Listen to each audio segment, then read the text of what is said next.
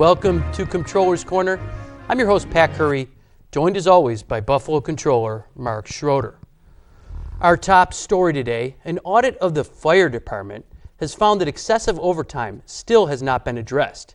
And with no one in the top 4 positions at fire headquarters, the problem has gotten much worse.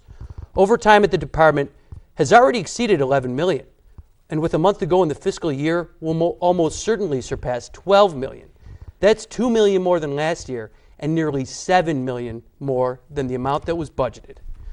Now, Mark, with no one in these commissioner or deputy commissioner's positions, there was no one to reply to your audit, and that's customary. Yeah. You sent this out on March 20th. You actually extended by 30 days the original deadline, which was 30 days. It's been 2 months later.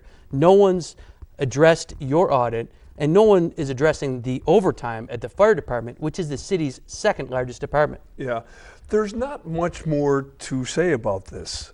Quite frankly, there is a lack of leadership in the commissioner's office, and there is no management team that is in place to deal with this, and that's the reason why it's totally out of control. But let's be clear about this, because I am very aware of the professionalism that is in the fire department.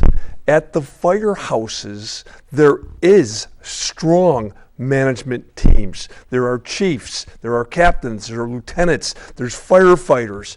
They know what to do each and every day.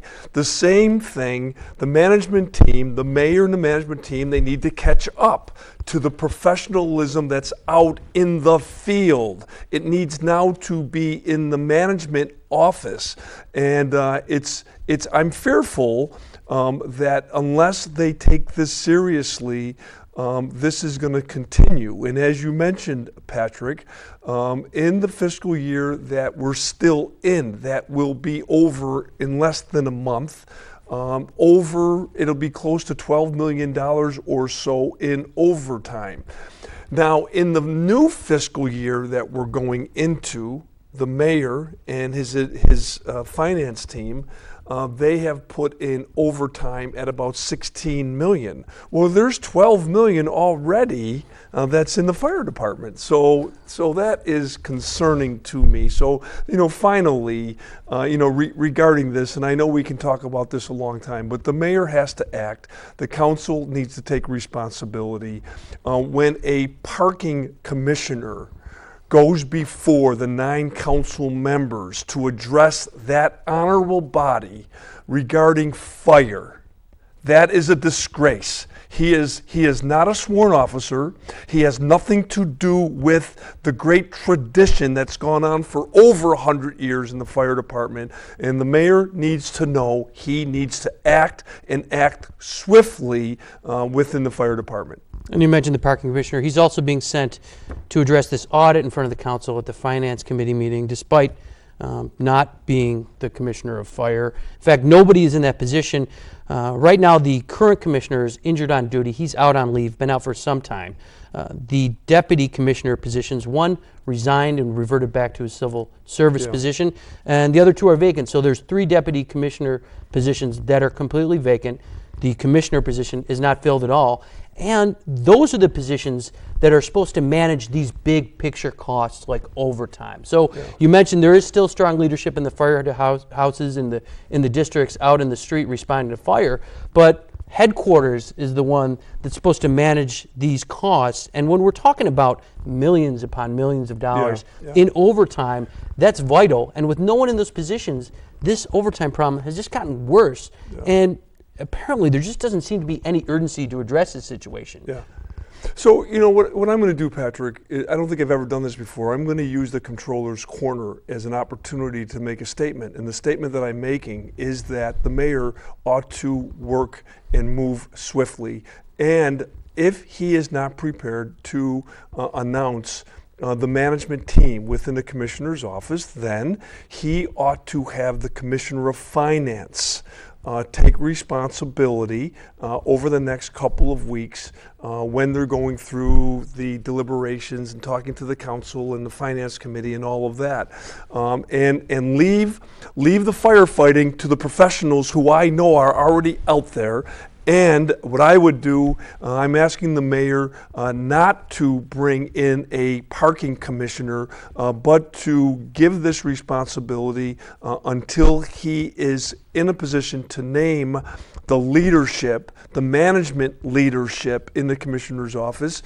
The commissioner of finance ought to take responsibility for this in having a dialogue with the council and the media and anybody else who's interested in this lack of management. This void of leadership is evident in this and other issues, and we've seen the opposite in police. There's been a new commissioner, and we've actually seen some overtime go down in police. So it's possible, but there's no one in there to do it now for fire. And there's more than 600 firefighters out there, and many of whom would be certainly very capable of performing the duties of commissioner and deputy commissioner. So any of those candidates who could fill that position would be better than an empty desk sitting there. Yeah. Or a parking commissioner who's also the commissioner of traffic violations and assortment of other responsibilities he'd be given. It would be better to have someone with the experience that a firefighter or a fire captain or a lieutenant would have in those positions, rather than an empty desk or borrowing a commissioner from another department. Yeah, and listen, I think also, I've been the comptroller now for 7 years, and I often give credit where credit is due. And based on what you said a few minutes ago, it is true. Based on what I know, the new commissioner of police, since last December and into January, February, March, I have been watching this new commissioner, and there seems to be an emphasis on watching the overtime. Listen, my feeling on this is very clear. I've said this 1,000 times, and I'm willing to say it one more time. There is going to be overtime. When we're talking about public safety officers, when they are not well, they should not go on duty. Therefore, there will be overtime.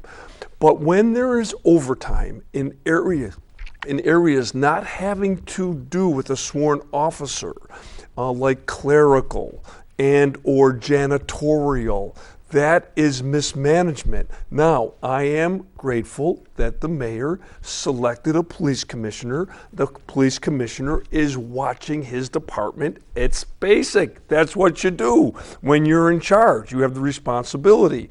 Nobody's in charge of the management of fire right now, and that is concerning to us. And the Commissioner Whitfield had left last summer, so there was a void in the commissioner position for at least 6 to 7 months there. And then once the new commissioner came on, it was shortly thereafter that he left on leave, and then the deputy commissioner resigned, and then we have all these vacancies. And there's no one there to make these. You mentioned the civilian positions. Now, they did hire some civilian dispatchers that seem to be cutting down on the 48-hour shifts. 10 of those hours were sleep time for these employees. Yeah. That's starting to get corrected, but we still have issues where janitors, mechanics, alarm officers, and people in fire headquarters clerks are making excessive amounts of overtime. And it's, in the particular case of fire headquarters, it's probably going to get worse when employees there are doing the work that the commissioner should be doing as well. Yeah. So Patrick, as we've mentioned, to our audience before, we just don't do an audit one time. Since I've been the comptroller, we do what is called anniversary audits. We look at these audits again. And I can tell you several times the city auditor has suggested that maybe they need, in fire and police, maybe they need some help. Maybe they need a finance director. Now, back in the days of Mayor Griffin and Mayor Masiello, there were people within the fire department and the police department who had skill in finance and accounting backgrounds to be able to understand. Then the commissioner has the elastic power at any time to make a decision. And when the decision has to do with public safety, make the right decision. And if there's overtime, there's overtime. That's okay. But to have a free-for-all within the fire department, and to have a janitorial overtime and the clerical overtime without any rhyme or reason just doesn't make any sense at all. And you mentioned this was a follow-up audit. It's actually the second follow-up audit we've done. The original audit was completed about 2.5 years ago, found these stark problems. We did another follow-up audit. I believe that was the one that discovered the 48-hour consecutive shifts being worked by dispatchers. And then the council expressed an interest in seeing how far they've come, how quickly this could be improved. So we did another one, and we didn't wait a full year this time. We only waited 6 months. Yeah. So the numbers in this audit are through January 1st of this year, but since then, we've had such a lack of leadership that the overall numbers are spiraling out of control. So the fire commissioners' lack of management team is something that's on our mind, and we will continue to monitor it on an ongoing basis until the mayor make some decisions. Meanwhile, I will ask the city accountant to take a look at the police. And if there's good news, I want to express the good news to the commissioner and to the police department and to the mayor. If there is better management that's put in place on overtime having to do with the police department. And so these are just ongoing reports and audits that we will continue to do. Now, this is part of your overall strategy, part of your annual audit plan, to look at the biggest costs the cities are facing and to address them with your audits. Now, the labor-related costs for the city with salary, overtime, health care, other fringe benefits, retirement, that is the biggest cost center for the city. Yeah. That's why you focused your audits on these payroll procedures to see where we could be doing things better and have improvements that come that could help the city's bottom line, especially when finances are tight as they are. So it is kind of frustrating when you put out these recommendations now for 2.5 years that could save the city money. We're in this financial situation that we're in, but these recommendations are being ignored, and the taxpayers end up footing the bill at the end of the day. So, I mean, this is pretty basic stuff. You know, I was in the private sector for 25 years, and quite frankly, there's no difference between running a business or a manufacturing facility and a municipality in this sense. Most of your costs are associated with employees and benefits and things of that nature. So you have to make sure you're right, especially when it's a tough year. So when I was in the private sector and when cranberries were going up so high, you had to make sure, because you had to adjust, right? And it's going to adjust the price that you sell to the retailers and the retailers selling to consumers. But you have to make sure that on the other end, everything is right. You have to pay attention to it every day, no matter if a commodity is up or down. And this is what frustrates me as the comptroller here, is that there's a lack of this attention to detail within some of the biggest departments, and some years it's good, and then some years it's bad. There has to be consistency. And that is what we're trying to convey to the mayor and to the council members and to the different departments that we're working with.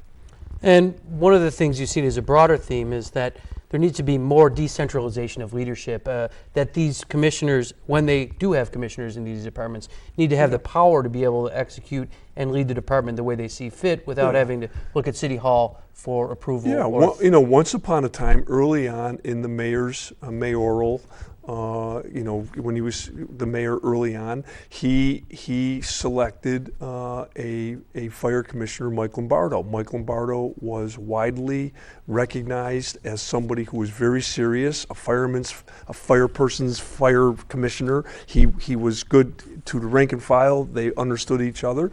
And the deputy mayor at the time, Steve Casey, wasn't happy with Lombardo because Lombardo was making decisions that were important to the department. And out he went. And so now there's nobody within the commissioner's office. So they need to strike a balance somewhere. If the second floor wants to run everything, then you got to figure out a way to put somebody in there that's competent, that can work with you in terms of what your management system is. I get it. I'm not making a judgment on how you want to run things, especially if you're elected by the people of Buffalo. That's fine. That's your prerogative. But you need to strike a balance so that we're not talking about this every week, for the last 6 months. I mean, enough already. And when Lombardo was commissioner, he had 3 deputy commissioners along with him to help him execute what is the city's second largest department. Oh.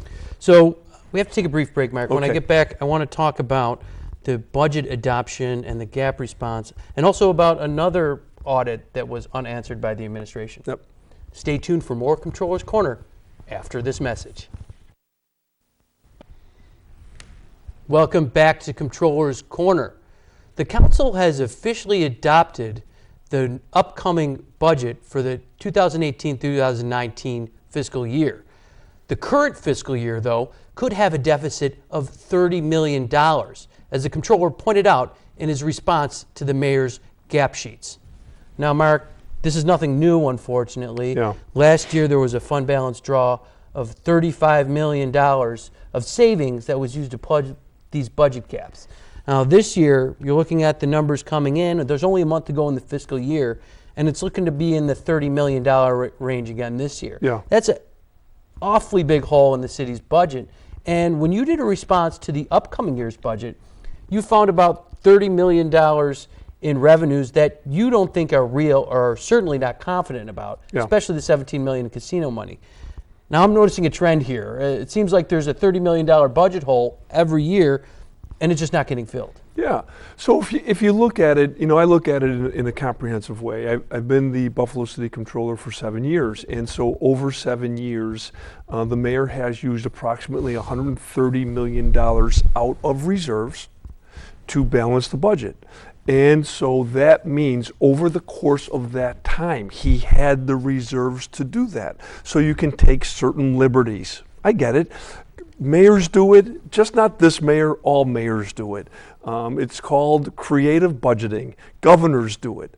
But the problem now that we're faced with is that the reserves are gone, dwindled down, empty. And my belief is that we're in a negative situation going into this next fiscal year, 2018-19. That's problematic. So when you propose a budget on May 1st, as the mayor did, and then we had 10 days to respond, we responded swiftly. And we said to everyone who wants to hear, we are concerned about this.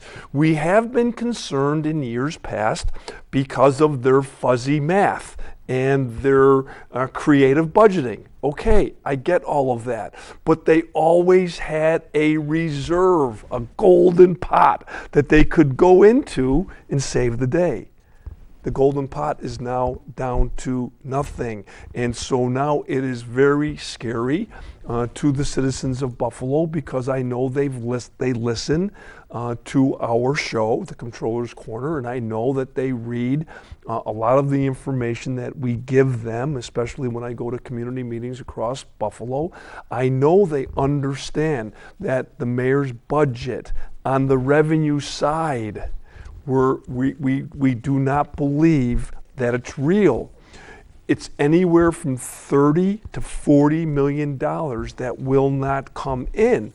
So when you said a few minutes ago, that trend of using $30 or $35 million, well, they don't have that to use anymore. And to make things worse, on the revenue side of their budget, that money doesn't appear to be coming in either. It hasn't over the last 4 or 5 years. So we are in a situation where in the Comptroller's office, our responsibility is to forecast.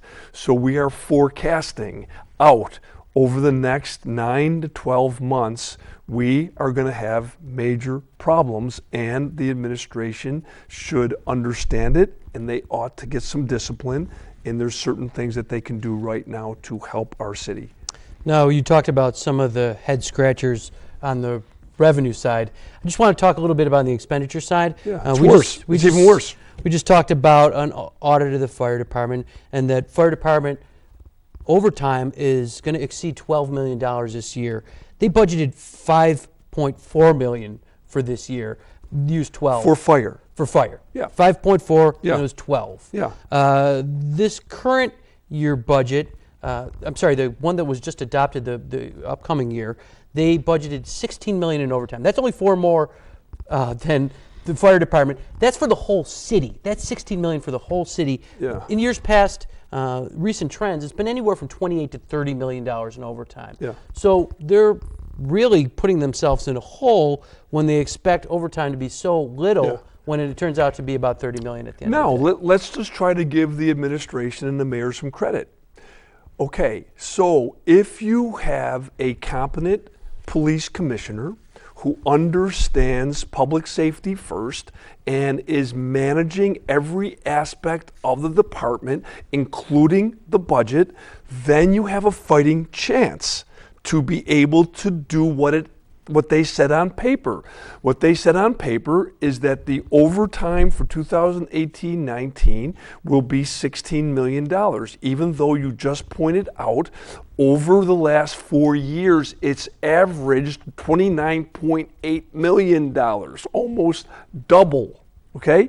But with discipline, and when you know that you don't have reserves anymore, maybe you can do it. But the problem, and I hate to keep coming back to the fire department, but when you're leaderless, when you have nobody with any skill to be able to understand the budget that the mayor proposed and the council voted on 8-1, that's a problem.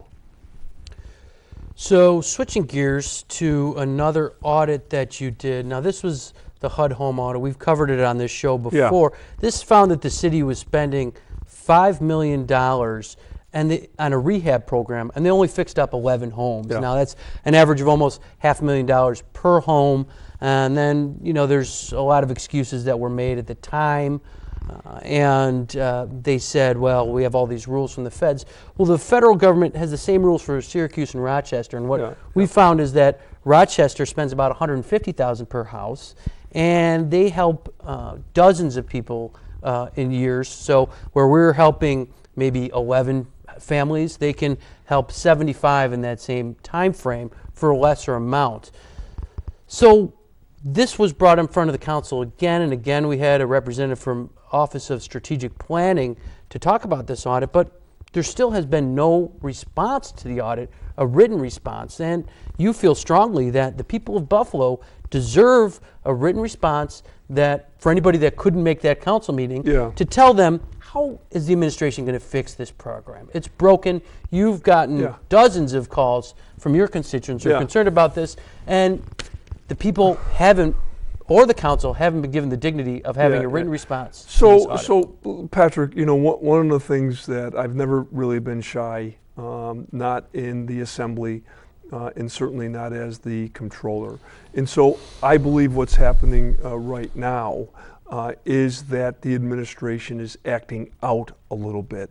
The administration, quite frankly, probably was not happy, that I challenged the mayor and ran for mayor last year.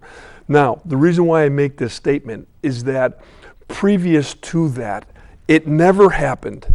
Whenever we did an audit, we did over 65 audits. They always responded. It's a courtesy.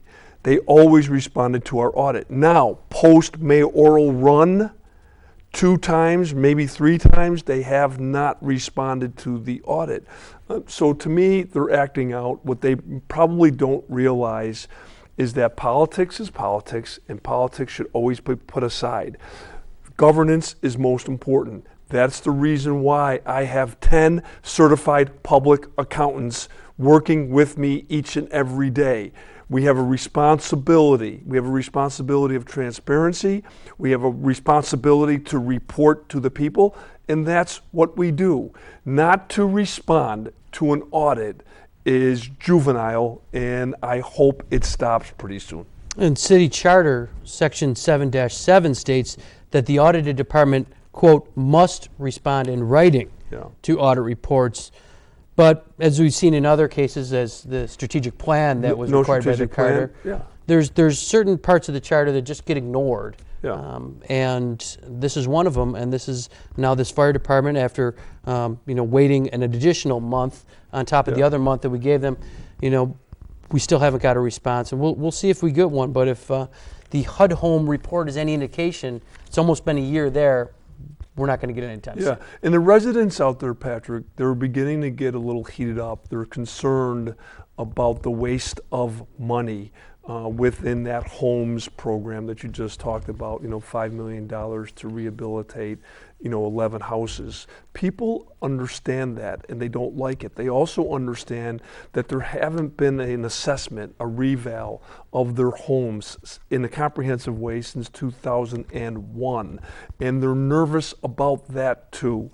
And so there are certain things right now that when the city has money, the residents are less concerned. When the city of Buffalo doesn't have the money and their taxes are going up and businessmen and women's taxes are going up and the user fees are going up and the revenue may not come in and the Seneca Nation is fighting with the state of New York, these are all bad signs. These are all things that aren't good, and the people are very aware of this, and I'm certain that the people of Buffalo and Erie County, they do not want to go back to the times when there were hard control boards running both municipalities, the city of Buffalo and Erie County. So the elected officials, including myself, we have a responsibility to do better, and that's what we should do.